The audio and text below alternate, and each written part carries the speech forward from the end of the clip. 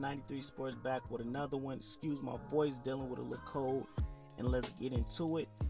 Claressa Shields faced Tori Nelson in defense of her WBC and IBF Super Middleweight 168-pound title, and she looked great. She dominated the fight.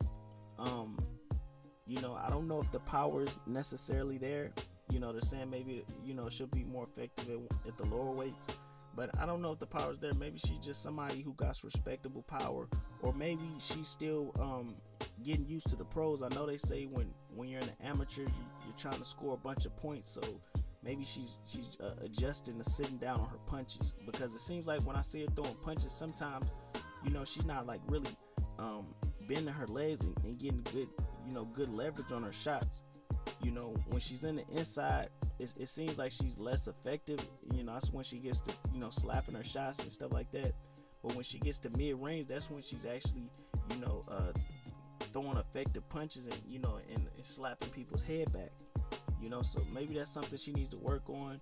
I don't know how receptive she is to criticism.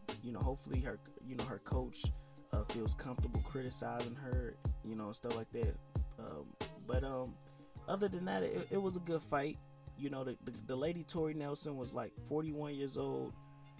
She looked like a blown up welterweight, a super welterweight. I know she's 41, but after you just got through with a weight cut, you just got through with a camp. I wouldn't expect to see that much flab around the midsection unless you're fighting closer to your walk around weight, or you just didn't do no cut at all. But she had them in shape to go 10 rounds, because it went the distance. But it just makes me wonder, what weight division does she belong at? But either way, she got a hell of a chin, hella heart. She kept coming. I thought at some point Claressa was just gonna get her out of there, but she couldn't get the job done in that department. But other than that, she dominated. I think as she matures, she won't be so overzealous, because I think she focuses so much on the knockout, and that maybe has something to do with why it's not coming. Maybe she just gotta accept that she's gonna be a boxer with decent power, and she's gonna outbox motherfuckers. She has options at 160, 154. I know it's some girl down there that's the pound for pound number one. I forgot what the girl's name is. But she got Christina Hammer. I don't see Christina Hammer giving her any issues, and I don't even know if I haven't seen a girl at 154 fight, but I've seen Christina Hammer. I've seen some of her highlights in a few of her fights, and I don't see her fucking with Claressa Shields. It's gonna be hard for her to find a real fight. She's so much better than the other girls. Even when I mentioned her shortcomings and my criticisms of her, I don't know if there's anybody out there that can exploit her flaws, because she's so much better than everybody, it seems.